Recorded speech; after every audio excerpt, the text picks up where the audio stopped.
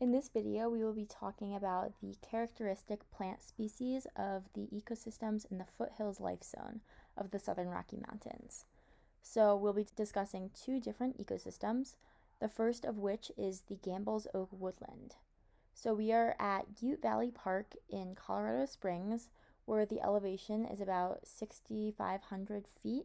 We will be showing the different plant species that can be found here. Hey guys, we are here today in the Gambel's Oak Woodland of Ute Valley Park in Colorado Springs, and we're going to be talking about some of the different species that you'll find in this ecosystem. So the first species we have here is the Gambel's Oak. You can see here they have these leaves that are a few inches long, and they've got these rounded sections on either side of the vein. They're like these rounded lobes. They're obviously dead right now. It's a deciduous plant, but they are green in the summertime, and the twigs are pretty slender. And you might see in our herbarium specimen that they also have acorns on them. And something cool about the Gambel's Oak is that it's super adapted to fire. So they actually have these lignotubers that release buds when hormones called auxins are released, and this happens during fire events because the hormones are suppressed when there's no fire, and so the hormones just help it grow and produce more Gambel's Oak. Another thing about the Gambel's Oak is that it's a clonal species, so it has rhizomes, which are underground stems that will shoot up. So this whole clump of Gambel's Oak you see is actually just one individual. And one other adaptation that the Gambel's Oak has is the leaves actually have tannins that deter herbivores. Okay, so the next species we have here is blue grama, which is this grass, scientific name BOUTELOUA gracilis.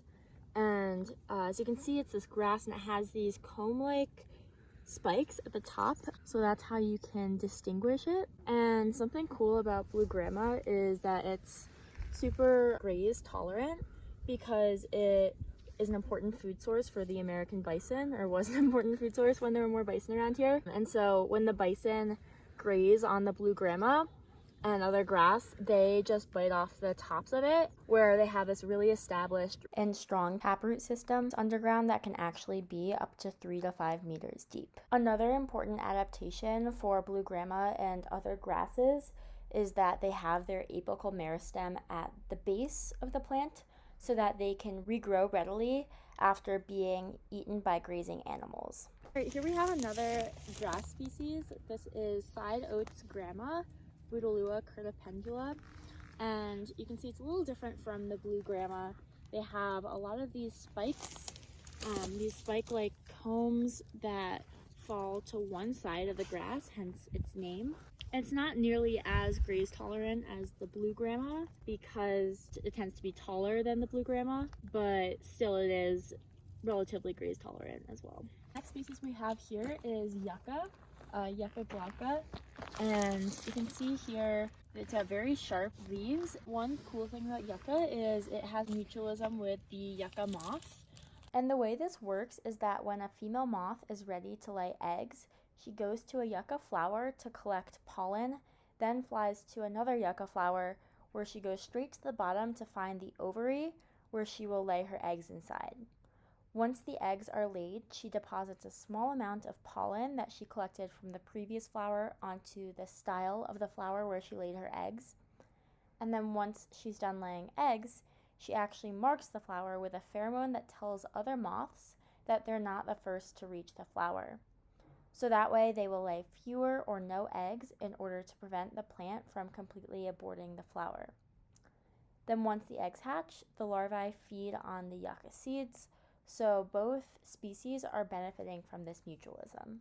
So here we just want to point something else out to you guys. This is a rabbit brush, which is a species you don't need to know for this class, but if you look closely on the shrub, you can see these little white growths that kind of look like cotton balls. They're called galls on the stems of the plant, and there are quite a few of them, and these are actually from insects. And the way that galls form is that the adult insects will mate in the summer and the females will lay eggs on the growing plant, in this case the rabbit brush, and then as the insect larvae develop in the rabbit brush, they inject chemicals in the plant that stimulate the development of galls.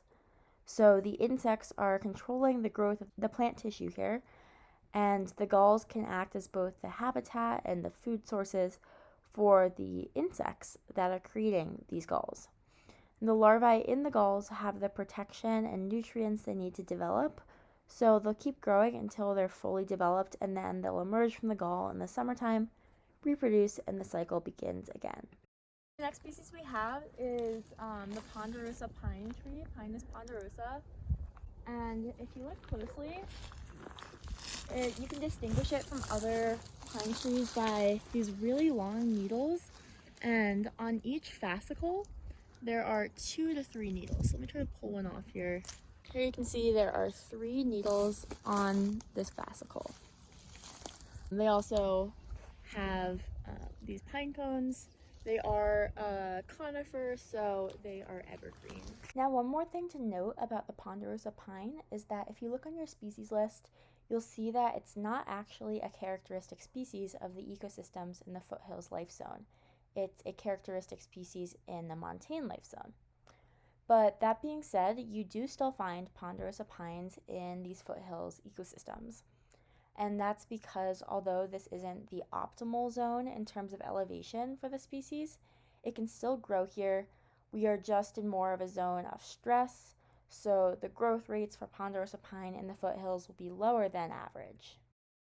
Okay, so here we found a Douglas fir tree that has been struck by lightning, and there's a nice cavity up there for you bird-minded people. And so this is usually Douglas firs are pretty tall and pretty huge trunks, but you can see the needles are still intact. It has a lot of cones, so you can tell a fir from a spruce pretty easily by touching the needles and kind of squishing a branch. The needles are flat, so when you pick one, you can't roll it between your fingers. It's just two-sided instead of a spruce, which is a diamond shape, and you can roll it between your fingers. And then also specifically Douglas fir have these great cones that are pretty distinguishable. They kind of look like a little mouse tail coming out of the end of the cone. And that's another easy way to be able to tell a Douglas fir tree. And like the ponderosa pine, Douglas firs are also not a characteristic species of the ecosystems in the foothills life zone. They are a very mesic species, and this is a very dry environment for them. So you can really tell how stressed the Douglas fir we showed you in the foothills is based on its very mangled appearance compared to what many Doug firs look like in their optimal zone in the montane ecosystems. The next ecosystem we'll be looking at in the foothills life zone is the Pinyon-Juniper woodland, and we are at Red Rock Canyon Open Space in Colorado Springs. All right, the next species we have here is this tree, which is a pinyon tree, Pinus edulis, and you can recognize the pinyon tree by its short needles, and there are 2 needles per fascicle, so you can see that. And they're pretty drought tolerant, so they've got this waxy covering on the needles. Something else cool about the pinyon is it's got a deep taproot, and if you notice, there's very little vegetation around these pinyon trees here, and that's because they have terpenes, which is a chemical family that's found in pinyon, and that doesn't allow any other species really to exist around the pinyon, so there's not much vegetation. One other cool thing about the pinyon is it co-evolved with the pinyon jay. So the pinyon jay, they actually take seeds from the pinyon trees and they cache them, and they're really smart birds, so one bird can remember up to 10,000 different caches, but there's still so many seeds that they cache, so they can't get all of them to eat, so the ones that they don't use just end up staying in the ground, and that's how new pinyon trees can grow.